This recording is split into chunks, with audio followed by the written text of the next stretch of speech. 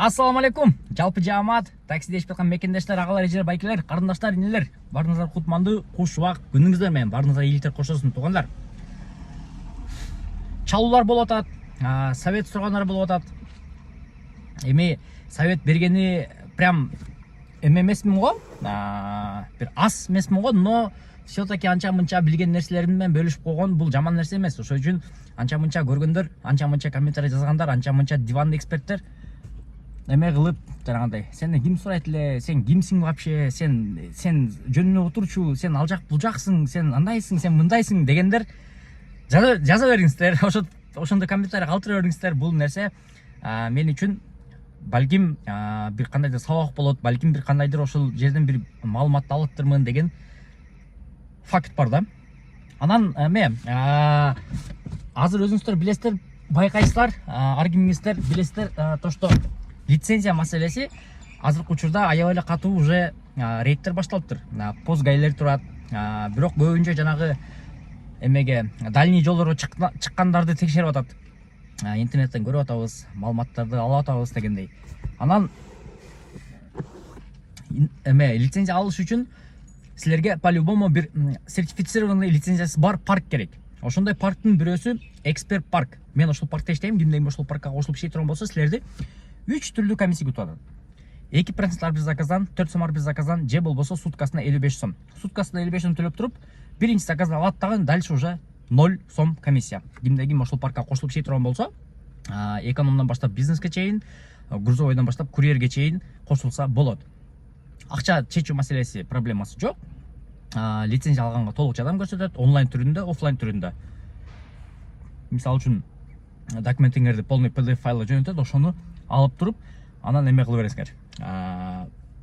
Түндүктөн же банктан, же Бакай банктан, ама компания банктан тапшырсаңар болот. Кээ-бирлөрүнө 4 саатта келип атат, кээ-бирлөрүнө 5 саатта келип атат, кээ-бирлөрүнө 5 күндө келип атат, кээ-бирлөрүнө 10 күндө келип атат. Же болбосо горгайга барып тапшырсаңар, более как надежныйраак жолу. Анан ошол эксперт кошулуунун астында тынчтыктан келдик, блогерден келдик, ютубтан көрүп келдик деп койсоңуздар, мага болгон реклама пайдасы бир аз болсо дагы салымы кошулат. Ошол үчүн силерге мен азыр эле рахматымды айтып коеюн, ошентип Тынчтык Go каналынан келдим деп койгону үчүн. Анан кийин өзүңүздөр катталгандан кийин, эгерде досуңузду чакырган болсоңуз, досуңуз сиздин атыңыздан келип туруп 55 заказ кылган болсо, сизге 1000 сом бонус салып берет.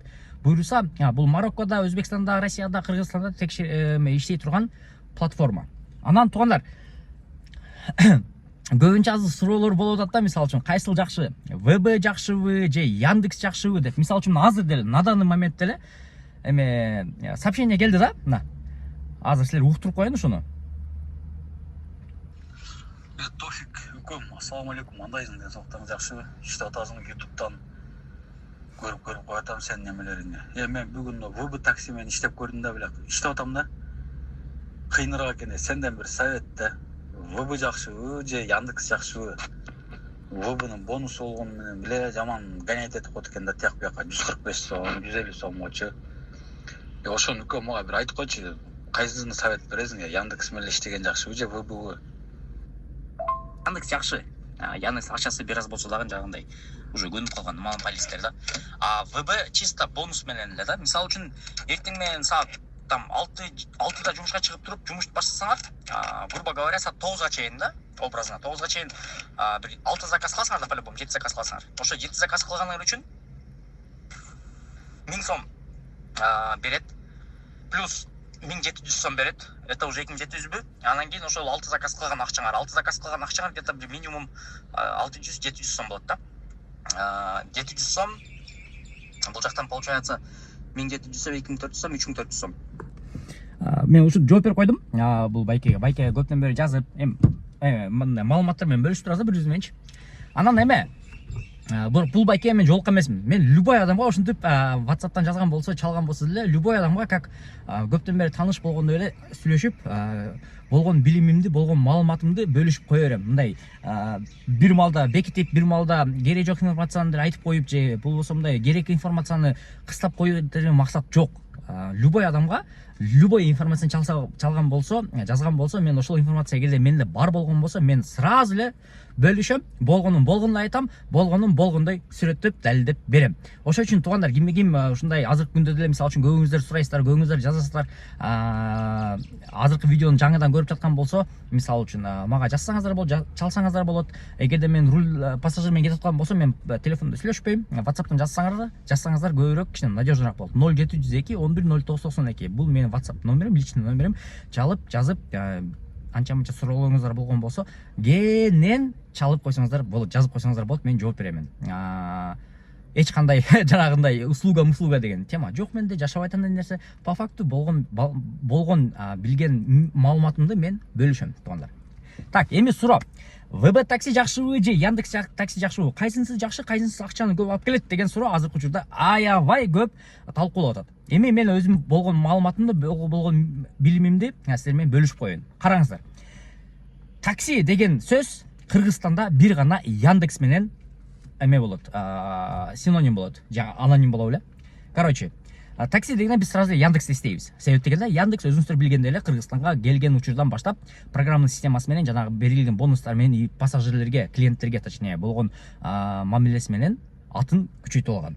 Ошол нерсе азыр деле өчпөйт, будан кийин деле өчпөйт, кийин деле өчпөйт деген мен ойдомун. Бирок анча-мынча келген жанагындай рынокко кирип жаткан агрегаторлор көбү туура эмес кирип алып, ошибкаларын кылып, ошентип өспөй калган. Бирок ВБ такси азыркы учурда акчасы көп экен, акчасы менен таксистерди дагы, и пассажирлерди дагы мындай айтканда ойлорун туура жака буруп койгону кудурети жетип атат. Ошол үчүн туугандар, Яндекс бул биздин атабыз, таксинин атасы. По-любому пассажирлери көбүнчө ошо Яндекстен заказ кылат.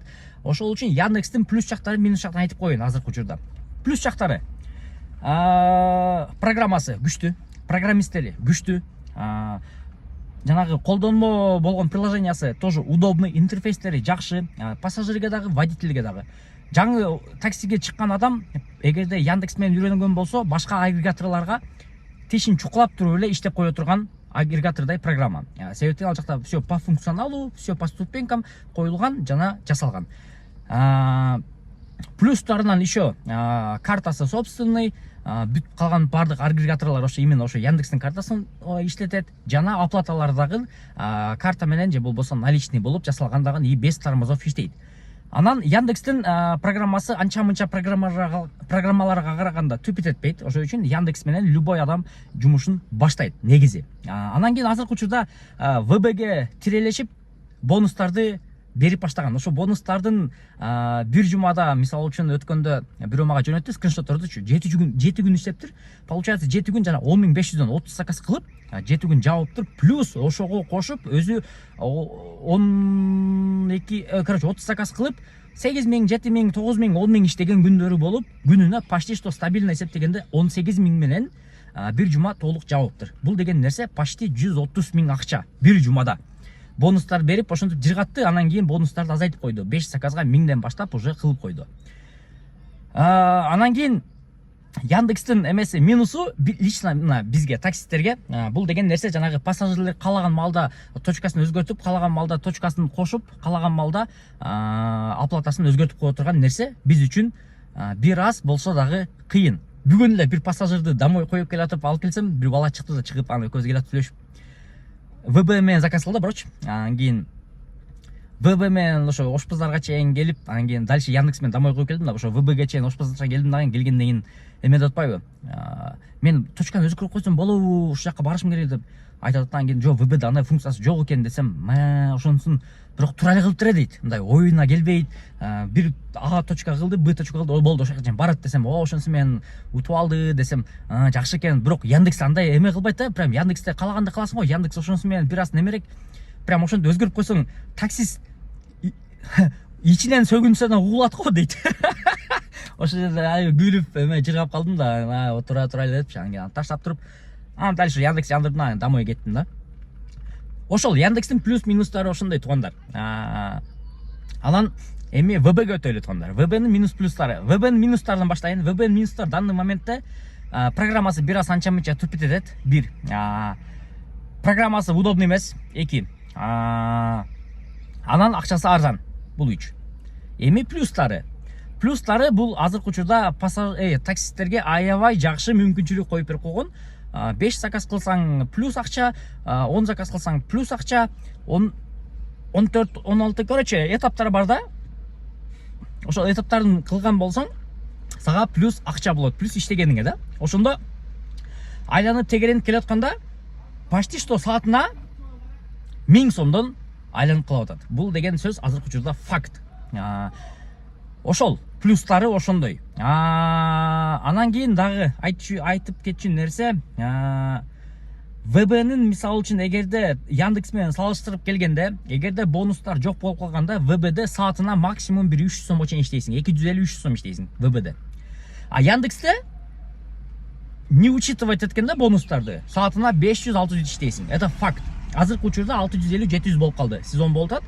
Себеп дегенде жанагы заказдар мисалы үчүн 15 мүнөттө, 10 мүнөттө 300 сом, 250 сом, ВБде жарым саатка 200 сом. Ошентип сен получается 1 саатта ВБде 2 заказ кылып туруп 300 сом иштеген болсоң, Яндексте 1 саатта 3 заказ кылып 600 сом чистый прибыльга иштесең болот. Ошол үчүн туугандар, кимде-ким ошо экөөнүн ортосун тандоо турган болгон болсо, бонустарды эске албаганда Яндекс жакшы.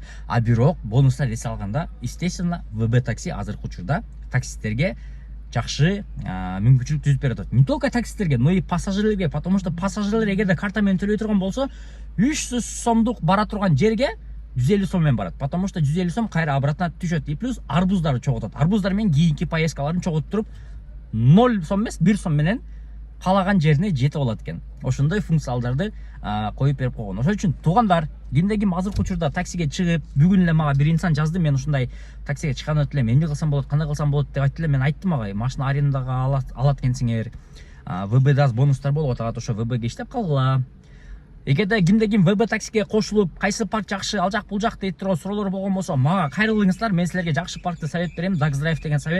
Dax Drive деген парк 60-114 жайгашкан. Кимде-ким ошол жака кошулуп туруп тынчтыктан келдик деген болсо, сиздерге 500 сом бонус салып берет. Кийин досуңуз чакырган болсо, сизге 1000 сом салып берет. Ошол үчүн туугандар, тынчтыктан келип туруп кошула бериңиздер. Же болбосо суроолор болгон болсо, мага жазып коюңуздар. 0702 11 09 92. Мен бул номерлерди бияка жазбайганым себеп дегенде, ушул видеону кимде-ким көрүп, ушул видеодон кимде-ким маалымат алган келген болсо, ушул мен айткан сөздөрдү угуп туруп, андан кийин жазат. Жазып койгон болсо, мен видеонун башында көрүп туруп анан кийин деп туруп эле эме кыла берет экен да, закончо көрүп элечи. Ошол туугандар, буюрса мындай маалыматты жакшы эле бергенге аракет кылдым. Кстати, дисциплина боюнча, дисциплина уланууда мен бүгүн жумушка чыкканмын как положено эле. Бирок этаптардын бардыгын кылган жокмун. Бүгүн мен ВБде иштедим, эртең мен чыгып туруп көрсөтүп коеюн силерге. Так, статистика, доход. Мынакей, бүгүн мен 601 сом, 651 сомго иштептирмин мен эртең мен чыгып турупчу. 6 заказ кылдым, ошо мен жана эмемди жаптым, этапты жаап туруп, ошо мен токтоттум да. Бүгүн суббота. Өзү негизи суббота, воскресенье күнү жумуш эми башталат. Мына саат канча болду? Саат 3кө жакын болуп калыптыр, эми башталат жумушчу. Бирок мен бүгүн үй жака келип бердим. Жана Яндекс жандырып туруп, эртең буйрса эртең мен чыгамын. Атак дисциплина уланууда туугандар. Көрүп койгонуңуздар үчүн, колдоп койгонуңуздар үчүн, комментарий жазып туруп, лайк басып койгонуңуздар үчүн сиздерге чоң рахмат. Эгерде каналга подписка кылып койгонуңуздар үчүн вообще эле ыраазычылык билдирип коеюн туугандар. Ошол мен ойлоймун, эми маалымат өтө керектүү болгон адамдарга керектүү эмес болуп калса керек, бирок жан көргөндөргө бир аз болсо да керектүү болуп калды деген ой. Мен азыр ушул видеону монтаждап киргиздим. Жарым саатка жетпей видео кирет. Буйрса сиздерге чоң рахмат ушунтип көрүп койгонуңуздар үчүн. Жана такси Кыргызстанда өнүксүн. Негизи лицензия бул туура эле нерсе. Ийгилик барыңыздарга.